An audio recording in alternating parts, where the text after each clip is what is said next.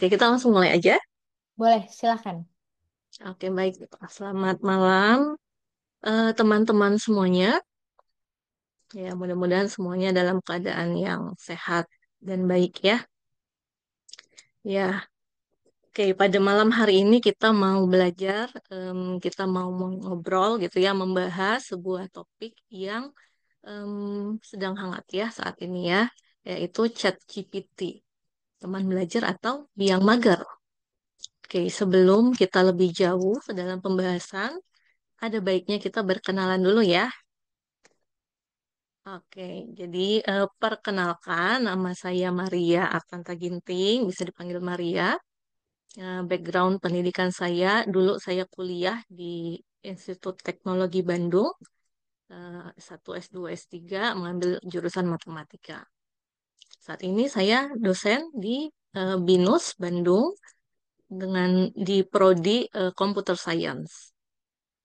Saya juga seorang peneliti di BRIN, Badan Riset dan Inovasi Nasional, di Pusat Riset Komputasi.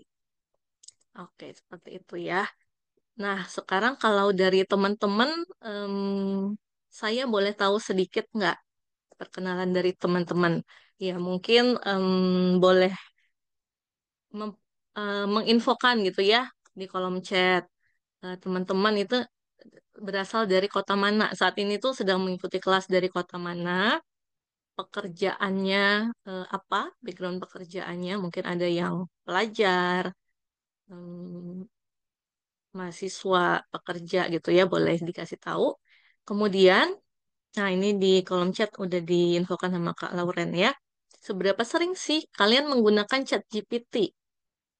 Mungkin kita bisa patok dalam satu minggu tuh berapa kali? Apakah setiap hari atau seminggu? Kira-kira 3 kali, ya. Seberapa sering? Kemudian kalian gunakan untuk apa sih? Oke, silakan. Mungkin ada yang mau berbagi nih.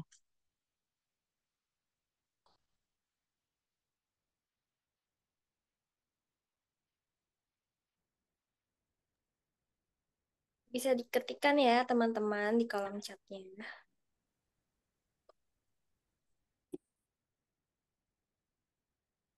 Oke, udah ada ya. Ini dari Fitri ya, dari Tangsel, mahasiswi semester 3 sering sekali pakai ChatGPT. Oke, kalau mahasiswi, saya tebak itu digunakannya untuk ngerjain tugas mungkin ya. Ada yang dari Kota Padang, mahasiswa juga menggunakan ChatGPT untuk cari hal-hal yang belum saya mengerti atau belum paham seutuhnya. Oke. Dari Solo, mahasiswa menggunakan ChatGPT untuk mempermudah belajar. Nazwa dari Medan, oke, mahasiswa sering menggunakan ChatGPT.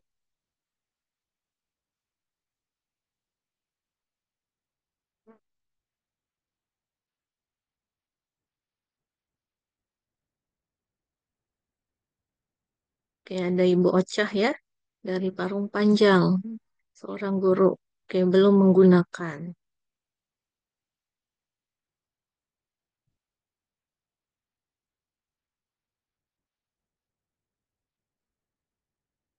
Oke, iya. Terima kasih atas responnya, partisipasinya dari teman-teman semua. Kalau saya scanning kayaknya kebanyakan mahasiswa ya. Mahasiswa kebanyakan buat untuk menggunakan ChatGPT untuk belajar. Oke. Nah, sekarang saya mau bertanya lagi nih satu hal. Menurut teman-teman, apa sih penemuan yang paling transformatif yang mengubah sejarah kehidupan manusia? Satu aja. Menurut teman-teman, apa satu penemuan nih yang em, paling transformatif, benar-benar mengubah sejarah kehidupan manusia di dunia ini?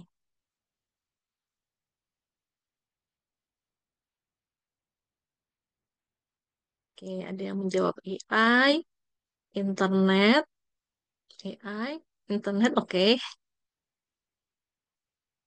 Robot, teknologi, ya, digitalisasi, medsos.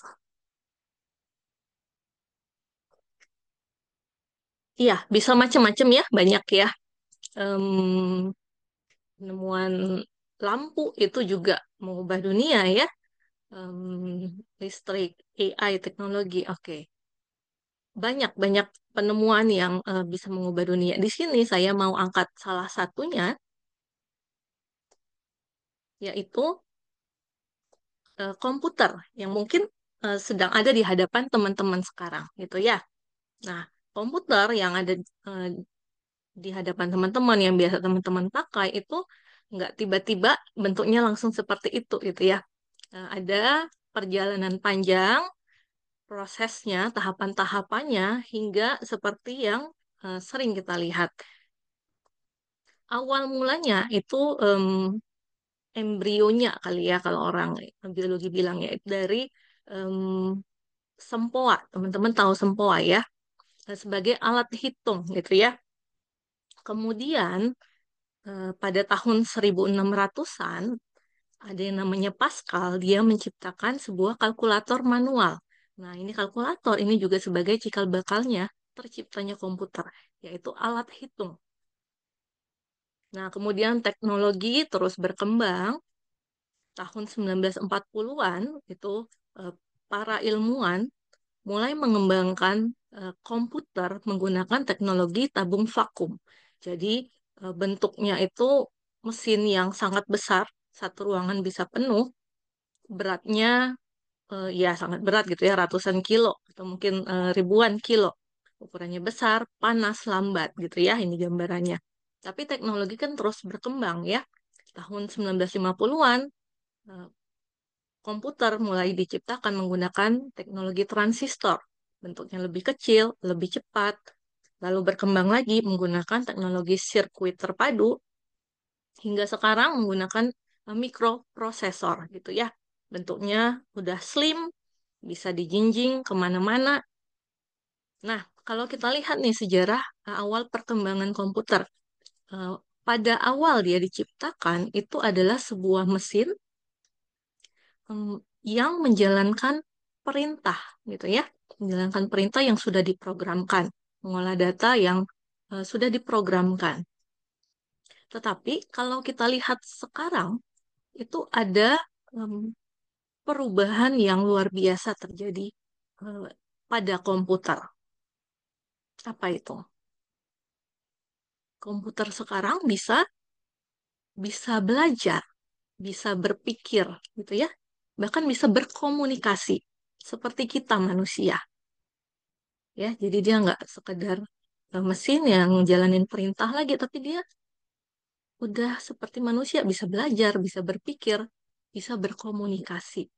Lewat apa? Lewat yang namanya teknologi AI. Tadi udah banyak yang sebut ya, teknologi AI atau em, kita artikan sebagai kecerdasan buatan seperti itu.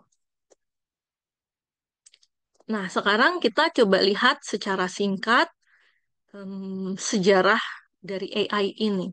Jadi ternyata zaman dahulu, zaman kuno, kalau teman-teman suka baca cerita mitologi Yunani, ada yang namanya dewa api dan pengrajin besi gitu ya, namanya Hephaestus. Nah dia mm, konon katanya udah menciptakan robot gitu ya, robot perunggu namanya Talos yang digunakan untuk melindungi masyarakat dari penyerang dari bajak laut gitu ya. Nah, itu cerita di zaman kuno. Lalu teknologi terus berkembang.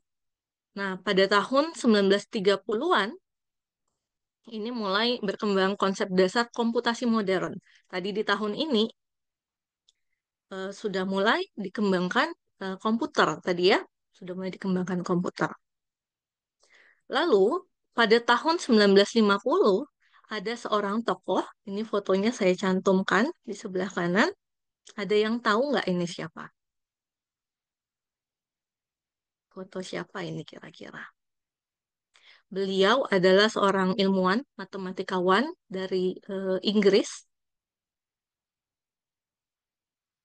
Namanya Alan Turing. Ya, Alan Turing ini juga ikut terlibat dalam pengembangan komputer pada masa itu ya.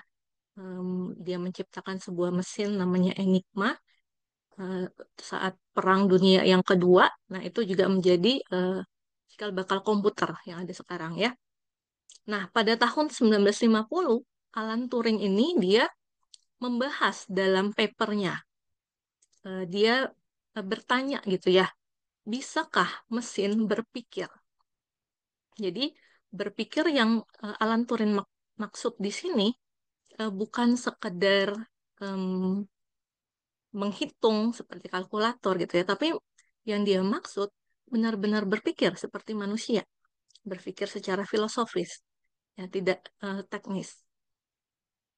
Nah, dari situlah orang-orang kemudian berkumpul nih tahun 1950, 56 mengadakan conference, para ilmuwan berkumpul di sini. Di sini mulai lahirlah istilah AI gitu ya, Artificial Intelligence, kecerdasan buatan. Di sini ya ini berkumpul para ilmuwan, salah satu tokoh yang cukup terkenal juga ini Claude Shannon. Beliau juga salah satu tokoh penting dalam teori informasi seperti itu ya. Nah, di sini mulai berkembanglah kalau teman-teman pernah dengar neural network model. Em, Model untuk mengembangkan AI ini yang menggunakan jaringan syaraf yang terinspirasi itu dari cara otak manusia bekerja gitu ya, menghubungkan syaraf-syaraf. Lalu tahun 90-an, nah mungkin ada dari teman-teman yang em, anak 90-an gitu ya. Masih ingat nggak pada saat itu kan komputer tuh mulai berkembang pesat ya. Tahun 90-an, 2000, komputer, internet itu mulai berkembang pesat. Orang-orang di seluruh dunia menggunakan internet yang menghasilkan data digital yang besar gitu ya. Nah, banyaknya data digital yang besar ini, itulah yang menjadi titik balik perkembangan dari AI, penelitian tentang AI. Jadi berkembangnya lebih cepat karena banyak data yang besar. Lalu tahun 2000-an mulai dikembangkan teknik deep learning neural networks. Ya, idenya sama seperti neural network model, cuma pembelajarannya lebih mendalam gitu ya. Lalu 2018 itu mulai berkembang large language model, generative AI. Nah, tahun 2018 inilah OpenAI, perusahaan yang menghasilkan ChatGPT, mereka merilis ChatGPT versi pertama tahun 2018. Hmm, ya, mungkin belum begitu terkenal ya, apalagi di Indonesia. Mungkin mulai hebohnya sekitar 2-3 tahun terakhir ya, ChatGPT ini ya. Nah, jadi ChatGPT ini termasuk dari generative AI. Apa sih itu generative AI? Oke, sebelum ke generative AI, kita coba lihat dulu definisi dari AI. Apa itu AI? Kecerdasan buatan, yaitu teknologi yang memungkinkan mesin, bisa komputer, bisa robot, atau sistem untuk meniru kecerdasan manusia. Nah, kecerdasan manusia itu seperti apa? Bisa memahami bahasa, bisa mempelajari pola, mengambil keputusan, mengenali suara, gambar, dan lain-lain gitu ya. Contohnya apa aja? Di sini saya kasih banyak contoh ya. Nah, ini Hey Siri, mungkin yang menggunakan eh, iPhone ya, Apple, ada virtual assistant namanya Siri ya, atau ini Google Photos. Google Photos dia, em, kalau teman-teman ya rasanya di HP punya Google Photos, selang berapa hari dia suka ngumpulin, membuat kolase kan ya. Foto-foto kita dikumpulin, foto teman-teman kita dikumpulin. Dia bisa kenal nih, oh yang ini orangnya sama dikumpulin sama dia gitu ya. Atau ini self-driving car ya, mobil tanpa pengemudi. Atau mungkin teman-teman di rumah punya ini nih, robot pembersih lantai. Nah, ini adalah beberapa contoh teknologi AI. Ya, atau kalau teman-teman suka nonton di Netflix, di YouTube, mereka bisa kasih rekomendasi tontonan em, sesuai preferensi kita, gitu ya. Mereka bisa mempelajari itu dari data yang sebelumnya. Nah, jadi ini AI secara umum. Di dalamnya ada yang namanya generative AI. Generative AI itu apa? Yaitu AI atau kecerdasan buatan yang bisa menciptakan sesuatu yang baru. Sesuatu yang baru itu apa? Bisa berupa teks, bisa berupa suara, musik, gitu ya. Bisa berupa image atau video. Seperti itu ya, macam-macam. Nah, jadi di sini ChatGPT itu adalah sebuah generative AI atau kecerdasan buatan generatif yang bisa menghasilkan teks gitu ya. Dirancang untuk melakukan percakapan dengan manusia. Bisa memahami bahasa alami, memberikan respon yang lebih cerdas dan relevan. Jadi sebenarnya ada banyak bentuk generative AI, nggak hanya ChatGPT ya. Tapi yang terkenalnya ya mungkin ChatGPT. Jadi di sini saya pakai secara umum ChatGPT gitu ya. Contoh lain ada ini Gemini dari Google ya, Copilot dari Microsoft, Perplexity, karakter AI dan macam-macam ya. Mungkin teman-teman ada juga yang pernah menggunakan eh, yang lain. Nah, sekarang apa sih bedanya ChatGPT dengan Google Search Engine, mesin pencari Google gitu ya? Kalau teman-teman ke google.com suka kan ketik di situ ya, cari sesuatu. Bedanya apa? Eh, Keduanya memang mm, kita gunakan untuk mencari informasi gitu ya, untuk mencari informasi. Tetapi tujuan dan cara kerjanya di sini sangat berbeda antara keduanya. Jadi kalau kita lihat ChatGPT em, tujuannya itu memberi jawaban langsung. Kita tanya apa, dia jawab langsung, gitu ya. Kita tanya apa itu kupu-kupu, dia berikan jawaban. Kupu-kupu adalah bla bla bla bla, gitu ya. Tapi kalau di Google Search Engine, kita tanya apa itu kupu-kupu, responnya adalah dia menyediakan tautan ke sumber gitu ya yang menjelaskan tentang kupu-kupu gitu ya.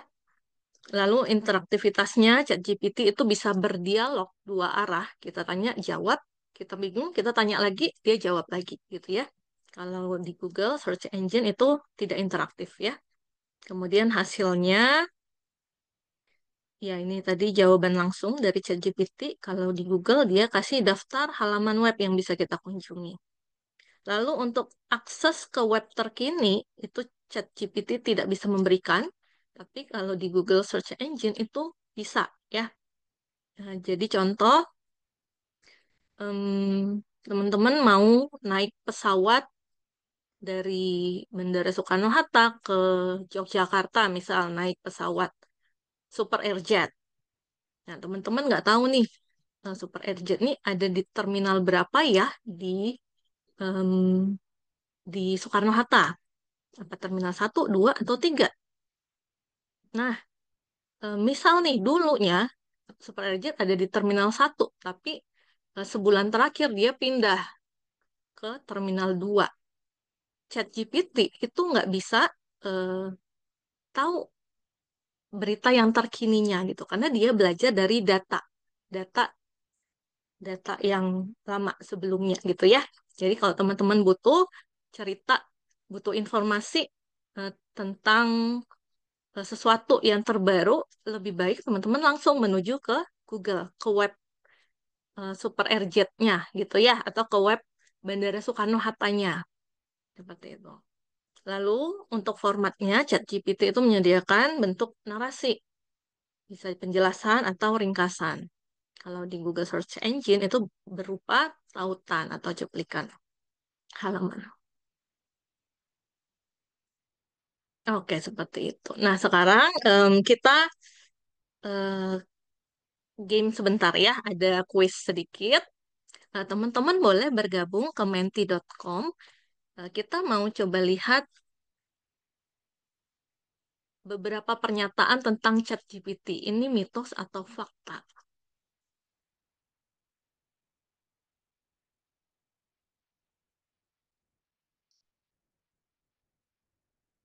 Boleh ke menti.com, masukkan kode ini ya, 988955734, atau boleh pindai barcode yang saya berikan. Barcode yang ada di layar ya. Oh, sudah ya, udah ada yang mulai ya.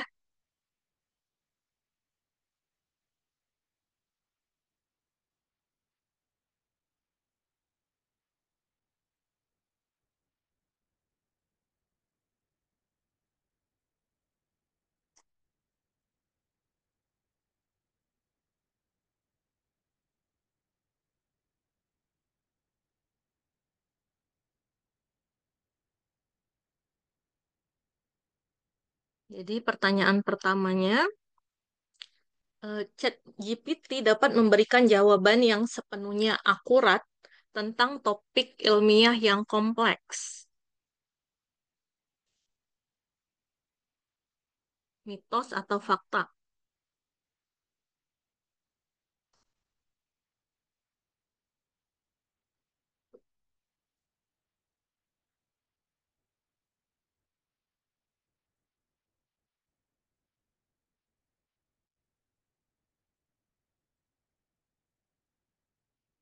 Oke, kita lanjut ke pertanyaan berikutnya aja ya. Pernyataan yang kedua,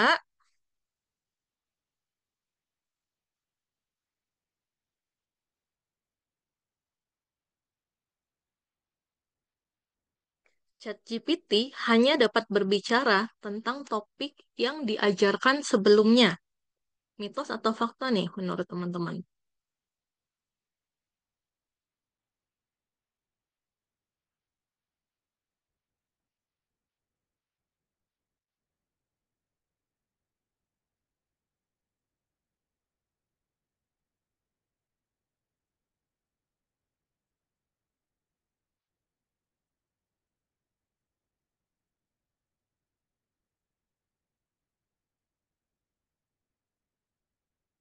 Oke, kita lanjut ke pertanyaan yang ketiga ya. ChatGPT bisa memahami perasaan manusia secara intuitif, seperti seorang manusia.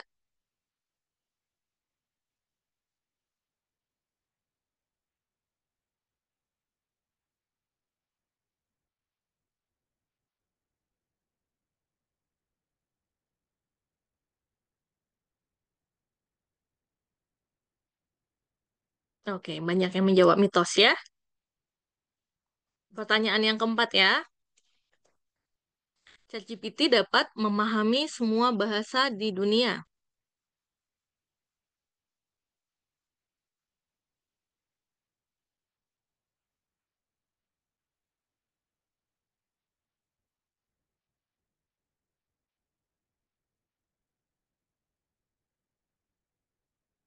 Wah, ini banyak yang jawab fakta ya. Oke, satu lagi yang terakhir. ChatGPT dapat membantu dalam pengkodean dan pemrograman. Ini anak-anak yang jurusan IT mungkin tahu ya.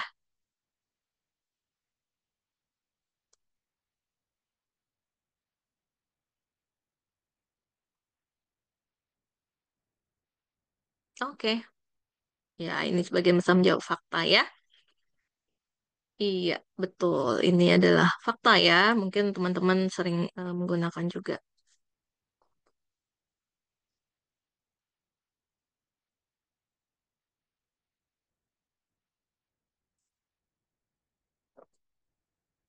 Oke, kalau gitu kita lanjut.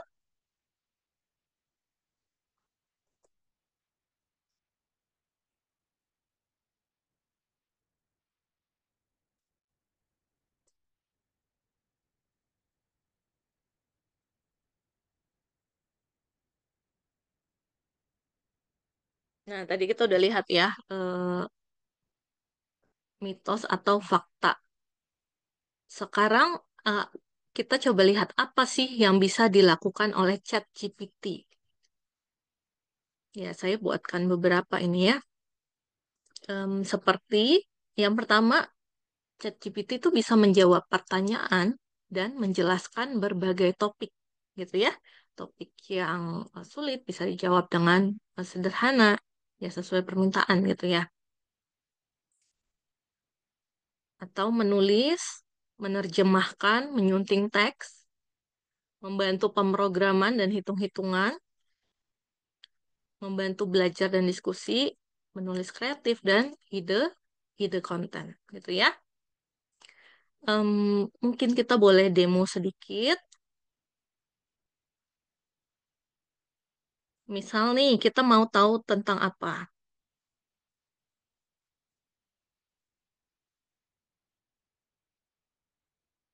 Oke, udah terlihat ya di hadapan teman-teman ya. Ini adalah em, tampilan dari ChatGPT. Dia bisa menjawab pertanyaan, menjelaskan berbagai topik. Misal kita tanya, em, jelaskan tentang ChatGPT dalam satu kalimat saja kepada anak SD, gitu ya. Kita coba lihat responnya. ChatGPT itu seperti teman pintar di komputer yang bisa bantu menjawab pertanyaan dan ngobrol apa saja, gitu ya. Atau misal kita suruh dia menulis, ya, tuliskan apa misal sebuah puisi tentang tentang apa ya? Tentang langit dan tikus, misal. Bisa nggak dia membuatkan puisi tentang langit dan tikus? Bisa ya? Oke, dengan bahasa yang juga puitis. Kemudian membantu pemrograman dan hitung-hitungan. Ya, mungkin kalian sering pakai ini. Misal, hitunglah integral dari dari apa? Ln X dx. Dia bisa menghitung lebih cepat dari kita berpikir. Kita kan mikir dulu ya, oh ini pakai metode apa ya menghitung integralan X dx. Dia hanya dalam hitungan detik udah menghasilkan jawaban. Seperti itu ya. Bahkan dengan langkah-langkahnya ya, dengan langkah-langkahnya. Kalau kalkulator kan kita cuma dapat hasil akhir nih. Ini dia menjabarkan langkah-langkahnya. Dan ada banyak hal lain ya yang bisa em, kita cari, kita gali informasi melalui chat GPT. Atau teman-teman mau apa konsultasi tentang cara menurunkan berat badan gitu ya, cara supaya em, badan sehat, ide-ide apa saja, atau buatkan menu dalam 30 hari, bisa bermacam-macam seperti itu. Oke, saya akan balik lagi ke sini ya, ke slideshow-nya ya. Ya, tadi teman-teman juga udah menjawab di awal ya, biasa gunakan buat apa ChatGPT. Lalu eh, ternyata ada juga hal yang tidak bisa dilakukan oleh ChatGPT. Apa itu? Pertama, memberikan informasi real time. Tadi saya udah kasih contoh ya. Em, Info terbaru nih. Eh, ChatGPT bisa memberikan info yang salah. Kenapa? Karena dia belajar dari data. Dari data yang udah dilatih dulu nih. Data pada masa lampau. Lalu ChatGPT itu tidak bisa mengakses data pribadi kita. Kecuali kalau kita upload. Gitu ya.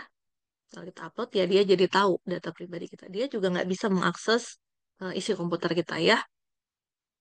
Kemudian ChatGPT tidak bisa menjamin jawaban itu selalu benar. Maka di bawah halaman websitenya dia juga ada disclaimer-nya ya ChatGPT bisa melakukan kesalahan. Jadi lakukan eh, verifikasi gitu ya terhadap jawabannya. Saya juga pengalaman Saya kan ngajar matematika ya, jadi em, pernah membandingkan, saya berikan soal kepada ChatGPT gitu ya, saya mau cross check dengan jawaban yang saya buat, ternyata ChatGPT bisa menghitung dengan salah loh. Dan itu bukan cuma sekali, lebih dari 2 kali dia melakukan salah perhitungan. Sampai saya pikir, apa dia sengaja gitu ya memberikan jawaban yang salah. Saya tanya gitu, kamu eh, apakah sengaja memberikan jawaban yang salah? Tapi dia jawab, oh, mohon maaf sekali, saya tidak sengaja melakukannya. Seperti itu ya. Jadi memang seperti manusia beneran ya kalau ngobrol dengan ChatGPT. Lalu ChatGPT juga tidak bisa bertindak sebagai pengganti profesional. Ya, dia bisa memberikan mungkin saran sebatas yang dia tahu gitu ya.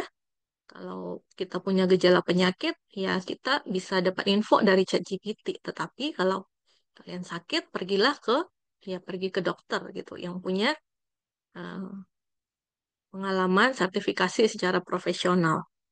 Kemudian, ChatGPT tidak memiliki kesadaran emosi atau pendapat pribadi. Gitu ya. Jadi, mungkin kalian pernah lihat juga ada orang yang curhat dengan ChatGPT. Ya, dia memberikan jawaban yang sepertinya terlihat em, simpati gitu ya, terlihat empati, tetapi dia hanya belajar dari data, dari teks yang dia baca sebelumnya. Dia tidak benar-benar merasakan emosi seperti itu. Lalu apa sih manfaat positif dari ChatGPT? Ya, pertama bisa membantu kita belajar, jadi tutor virtual gitu ya. Dia bisa memberi kita soal-soal, bahkan dengan jawabannya bisa menjelaskan dengan bahasa yang sederhana. Nah, kemudian bisa meningkatkan produktivitas, em, apalagi masalah administrasi, membuat surat, membuat ringkasan gitu ya. Kita bisa kasih ke ChatGPT, membuat resume, lalu bisa meningkatkan keterampilan menulis. Nah, kita bisa minta saran nih, masukan dari ChatGPT, minta sebaiknya seperti apa gitu ya, tata cara penulisan yang baik, yang benar. Kemudian mendukung komunikasi multibahasa. Ya, ChatGPT bisa berkomunikasi dalam banyak sekali bahasa ya. Tapi memang dia paling optimal dalam bahasa yang datanya itu sangat banyak. Di sini berarti dalam bahasa Inggris gitu ya. Tapi ChatGPT dalam bahasa Indonesia juga sudah berinteraksi dengan sangat baik sih. Lalu bisa memperluas wawasan dan ide. Eh, Kita bisa brainstorming ide bersama ChatGPT gitu ya. Membantu pemrograman teknologi. Lalu yang terakhir ini yang sangat spesial gitu ya. Akses bantuannya bisa kapan aja. 24 jam sehari, 7 hari seminggu. Gitu ya. Kita bisa konsultasi, bisa berdiskusi, bisa belajar dengan ChatGPT. Kalau sama guru, sama dosen mungkin di jam kerja aja. Sama teman juga ya, tengah malam kita kepikiran sesuatu, kita nggak bisa ya mengganggu orang ya. Tapi dengan ChatGPT kita bisa eh, cari info kapan aja. Selama ada koneksi internet gitu ya. Nah, ada manfaat positifnya. Resikonya ada nggak? Ada. Resikonya ada dan bisa berbahaya juga gitu ya. Apa aja sih resikonya? Yang pertama itu misinformasi gitu ya. Bisa memberikan informasi yang salah. Makanya tadi dikatakan selalu verifikasi jawaban yang diberikan oleh ChatGPT ya. Kemudian ketergantungan yang berlebihan. Nah, ini yang berbahaya gitu ya. Jangan sampai eh, kita jadi malas berpikir tadi ya, eh, jadi mager, biang mager. Khususnya ini kepada para pelajar gitu ya, para pelajar, para mahasiswa yang suka gunakan ChatGPT untuk menyelesaikan tugas tanpa memahami isinya. gitu ya. Lalu yang ketiga menggunakan sorry, yang ketiga pelanggaran etika dan plagiarisme. Ini ya mencontek ya, menconteknya ke ChatGPT terus diklaim ini sebagai hasil sendiri. Nah, itu juga bahaya. Kemudian keamanan dan privasi. Nah, jadi apa yang kita ketikkan kepada ChatGPT, apa yang kita unggah, kita upload, itu bisa jadi disimpan untuk pelatihan nanti di masa depan, gitu ya. Jadi eh, tidak aman kalau kita memasukkan informasi pribadi kita atau rahasia perusahaan atau barangkali kita punya dokumen hukum gitu ke ChatGPT ya. Lalu resikonya penyalahgunaan untuk tujuan yang negatif, konten palsu gitu ya, deepfake untuk menipu atau untuk menjatuhkan seseorang gitu ya. Itu juga bahayanya. Satu lagi, em, risikonya eh, ChatGPT itu tidak benar-benar memahami emosi atau konteks sosial seperti manusia. Jadi bisa saja em, ketika kita konsultasi sama ChatGPT nih, dia memberikan saran yang tidak pantas gitu ya di situasi kritis.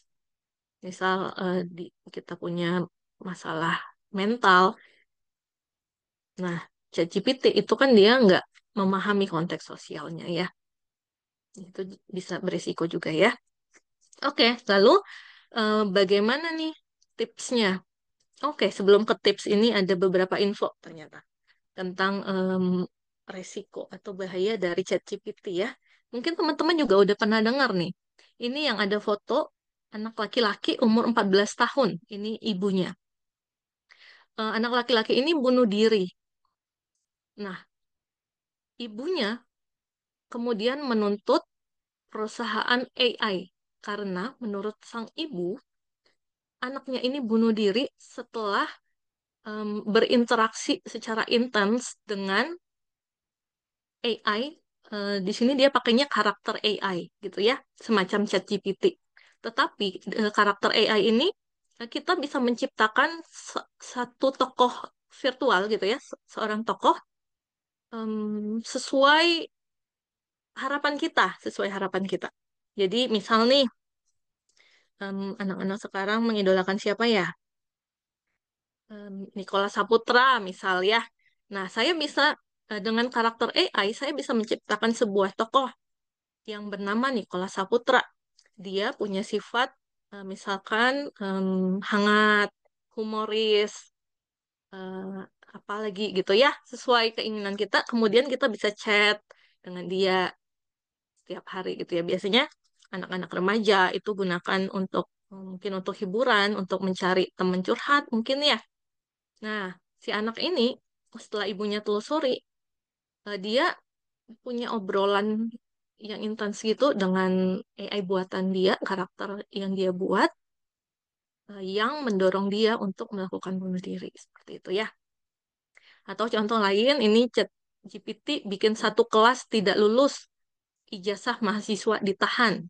Gitu ya, ini terkait dengan plagiarisme tadi ya. Lalu ini plagiarisme ya nggak hanya di Indonesia, di luar negeri juga ternyata juga ada ya plagiarisme menggunakan ChatGPT. Lalu ini deepfake AI. Em, ini dia menciptakan gambar eh, porno gitu ya untuk menjatuhkan seseorang ya. Ini more down. Atau ya isu-isu yang em, tidak benar gitu ya, yang diinformasikan oleh ChatGPT. Ya, bisa macam-macam ya. Jadi em, kembali lagi kita harus menggunakan ChatGPT ini dengan bijaksana. Seperti apa itu yang bijaksana? Eh, kita gunakan ChatGPT itu sebagai alat bantu untuk memahami gitu ya, memahami konsepnya, bukan sekedar mencari jawaban instan gitu ya. Gunakan untuk belajar aktif sebagai langkah pertama gitu boleh ya untuk eksplorasi, tapi lanjutkanlah dengan mencari sumber-sumber lain gitu ya, kita verifikasi, baca dari sumber lain, kita pikirkan sendiri seperti itu. Kemudian selalu verifikasi jawaban, karena tadi ya, ChatGPT itu bisa salah. Bahkan dia bisa mengarang cerita, bisa berhalusinasi. Kemudian yang ketiga, ajukan pertanyaan dengan spesifik. Sekarang ada banyak teknik yang mengajarkan cara membuat prompt yang jelas gitu ya untuk ChatGPT. Jadi daripada kita bertanya jelaskan tentang matematika, lebih baik kita minta dia lebih spesifik lagi, jelaskan tentang konsep limit fungsi gitu ya dengan contoh yang sederhana. Lalu gunakanlah ChatGPT dengan tetap menjaga privasi dan keamanan data. Pahami keterbatasannya tadi ya dalam mengenali konteks sosial. Dan terakhir, gunakan etik. Seperti itu ya. Terakhir, sebagai penutup, ini saya mau tampilkan sebuah video yang saya ambil dari YouTube. Nanti setelah acara ini teman-teman boleh lihat ya di channel Rumah Editor, judulnya Pengetahuan Tacit. Ini udah saya potong-potong karena waktu kita terbatas. Kita lihat sebentar ya. Kalau suaranya nggak kedengaran, tolong diinfokan ya. Ini adalah salah satu permainan di serial Squid Game Season 1. Dalam pertandingan tarik tambang ini, satu tim yang terdiri dari pria-pria kuat berhadapan dengan tim yang lemah, gabungan dari beberapa pria, wanita, dan orang tua. Nah, secara logika sederhana, jelas mereka tidak akan menang. Namun si orang tua yang bernama Ilnam ini memberikan satu faktor kunci yang bisa membuat mereka menang, yaitu informasi. 그리고 사람을 배치하는 게 중요한데 줄 사이에 놓고 한 명씩 오른쪽 위치. Informasi itu kemudian dipraktekkan dan menjadi sebuah pengetahuan bagi mereka.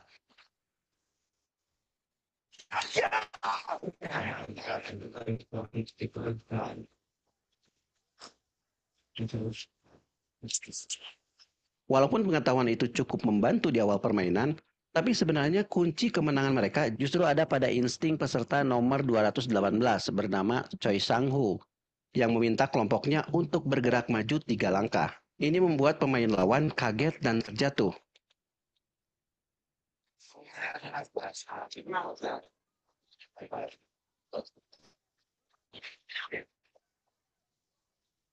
Dan mereka pun akhirnya menang. Nah, pengetahuan berdasarkan insting ini disebut pengetahuan implisit atau sering juga disebut pengetahuan tacit. Jadi perlu kalian ketahui bahwa pengetahuan itu ada dua jenis, eksplisit dan implisit. Yang implisit ini sering disebut tacit. Pengetahuan eksplisit adalah pengetahuan yang mudah dikomunikasikan, sedangkan pengetahuan implisit atau tacit adalah pengetahuan dalam otak yang sulit untuk diartikulasikan atau diformalkan. Contohnya seperti mengetik di keyboard. Jika kalian ditanya urutan huruf di keyboard, pasti banyak dari kalian yang tidak hafal. Tapi tetap saja kalian bisa mengetik dengan lancar. Itulah pengetahuan tacit. Pengetahuan tacit berdasarkan pengalaman, waktu untuk belajar dan berlatih, sehingga menjadi penentu kemenangan di permainan apapun. Menariknya adalah pengetahuan tacit manusia ini dipelajari oleh AI, lewat pendekatan seperti machine learning dan deep learning. Meskipun saat ini pengetahuan tacit AI belum sepenuhnya seperti manusia, namun kita sudah bisa membayangkan jika itu terjadi lewat film-film fiksi bertema AI.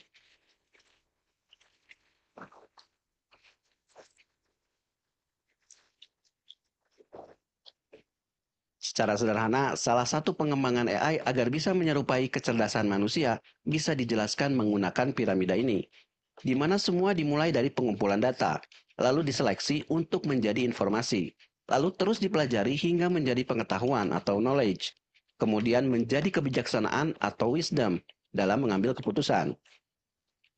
Rangkaian inilah yang kemudian disebut sebagai kecerdasan atau intelligence. Cara mudah untuk menjelaskan bagaimana AI belajar adalah dari robot AI yang ada di Google Lab di Inggris ini. Mereka sebenarnya tidak diprogram untuk menendang bola, tapi diprogram untuk terus belajar mencetak gol. Bedanya dengan kita, mereka tidak mengenal lelah dan bosan untuk belajar. Nah, dengan belajar, tentu saja pengetahuan tes mereka akan meningkat dengan cepat. Ditambah lagi dengan akses data dan informasi yang begitu luas.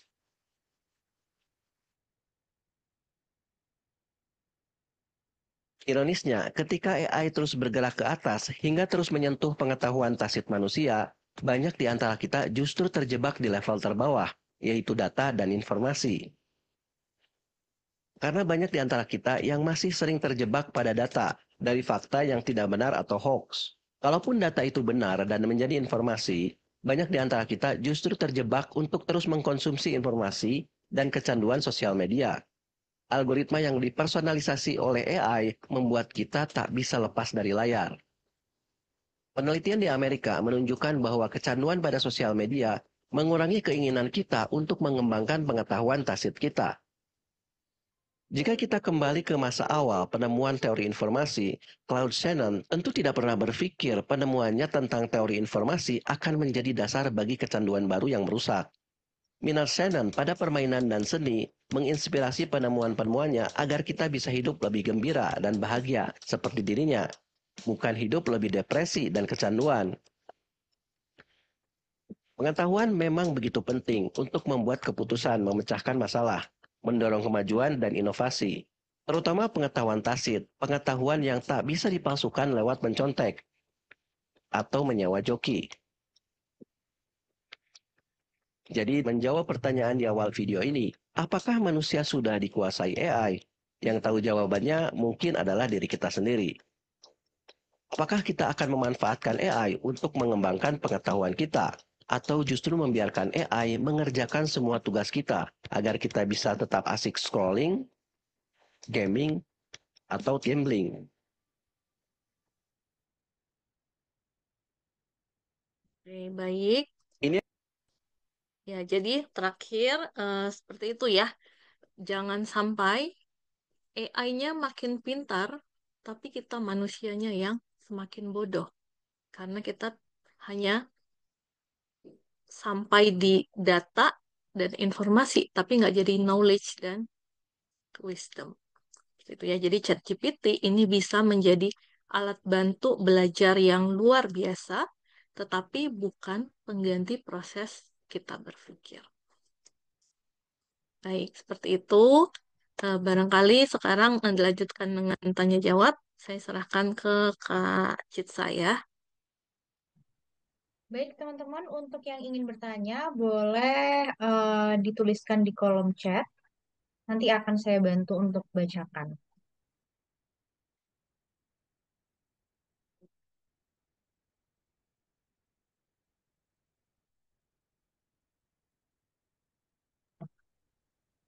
Atau mungkin teman-teman jika ada yang mau juga bisa bertanya secara langsung, raise hand. Mungkin ingin lebih em, intens seperti itu ya.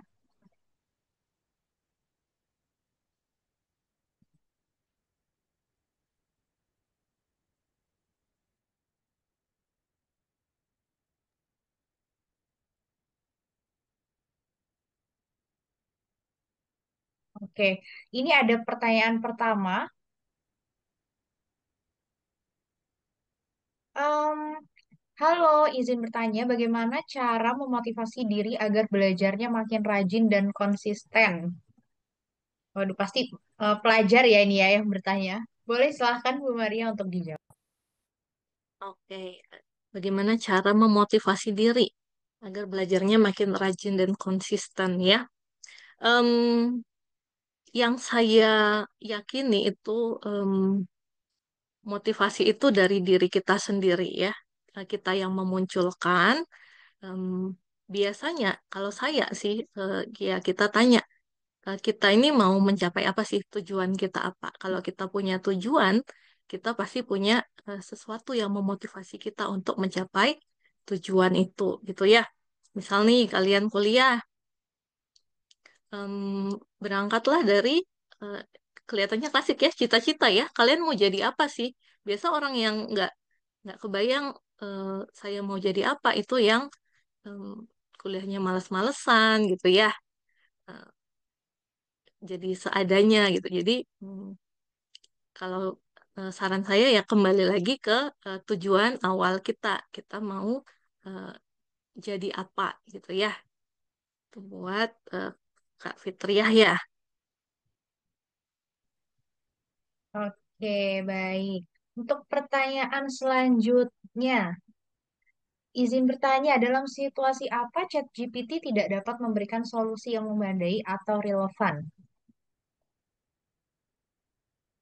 Oke, solusi yang tidak memberikan solusi yang memadai atau relevan ya. Bisa jadi pertama seperti yang tadi sempat saya singgung, em, yang terkini gitu ya, informasi yang terkini. Kenapa? Karena ChatGPT itu kan dia belajar dari data di masa lampau gitu ya. Jadi untuk informasi-informasi terkini itu hasil yang diperoleh bisa jadi tidak relevan. Kadang-kadang memang bisa ya, bisa memberikan informasi yang betul. Tapi keseringan nih, keseringan dia memberikan informasi yang didasarkan pada data-data yang udah terjadi di masa lampau seperti itu. Jadi kalau teman-teman misal mau cari info eh, terupdate, info terkini, itu lebih baik eh, ke Google tadi ya, ke Google langsung menuju ke websitenya. Oke, Oke, seperti baik. itu. Mungkin untuk pertanyaan selanjutnya nih, apakah AI itu suatu saat nanti akan mengambil alih pekerjaan? Oke, ya ini yang cukup ramai ya. Apakah AI suatu saat bisa mengambil alih pekerjaan? Saya rasa zaman sekarang pun sudah mulai terlihat ya, sudah mulai terlihat AI itu mengambil posisi eh, beberapa pekerjaan. Misal, kita ambil yang sederhana dulu ya. Tadi ada robot ngepel. Nah, buat ngepel lantai nih, pekerjaan mengepel diambil oleh robot, ya kan ya. Kemudian, apa lagi ya? Translator mungkin ya, translator. Em, kita tinggal nggak perlu ngetik, malah kita tinggal upload filenya aja udah bisa nih diterjemahkan oleh AI ya. Jadi zaman sekarang pun udah mulai kelihatan bahwa ada pekerjaan-pekerjaan yang em, sudah mulai teralihkan oleh mesin seperti itu. Jadi em, ya sebenarnya ada prediksinya ya pekerjaan apa aja banyak sih. Jadi menurut saya sih yang nggak akan menutup kemungkinan akan banyak sekali pekerjaan di masa mendatang yang akan digantikan oleh AI. Jadi makanya em, kita nih sebagai manusia jangan sampai seperti yang tadi ya pelajaran yang kita ambil dari video tadi. Jangan sampai kita cuma sebatas menggunakan aja tapi kita nggak berpikir gitu ya. Kalau kita gunakan AI untuk belajar, untuk berpikir, mestinya kita tahu nih langkah-langkah apa yang harus kita lakukan supaya kita nggak ketinggalan dan nggak tergantikan nantinya oleh AI, oleh mesin. Seperti itu. Oke, baik. Mungkin ini pertanyaan terakhir ya, Bu ya. Teman-teman, mohon maaf bagi pertanyaan yang tidak terbacakan karena memang ada keterbatasan waktu. Ini ada pertanyaan terakhir yang bisa saya bacakan. Jadi saat ini tuh kan banyak sekali siswa atau mahasiswa yang menggunakan ChatGPT untuk menulis tugas atau mengerjakan tugas seperti itu ya, Bu ya. Bagaimana cara menghindari ketergantungan dan tetap mengembangkan kemampuan berpikir kritis mereka? Itu, Bu. Iya, betul, betul. Banyak sekali sekarang mahasiswa em, ya memanfaatkan AI ini untuk mengerjakan tugas, tapi hanya copy paste gitu ya, salin tempel, salin tempel. Nah, salahnya di mana? Kalau kita menggunakan AI ChatGPT untuk belajar itu nggak ada masalah, selama kita ngerti kita apa yang kita tulis, apa yang kita jawab, seperti itu ya. Jadi, bagaimana nih supaya kita nggak ketergantungan, supaya kita tetap bisa berpikir kritis. Nah, caranya kita jangan langsung percaya dengan jawaban yang diberikan oleh AI, oleh ChatGPT. Kita pikirkan jawaban yang diberikan, kita cross check benar nggak ini jawaban yang dia berikan. Kalau kita hanya sekedar salin tempel ya itu tandanya kita nggak berpikir ya. Kalau kita coba cross check, kita cari dari sumber lain, nah itu melatih kemampuan kita berpikir juga ya, supaya kita nggak ketergantungan ya. Oke, Eh, mungkin seperti itu.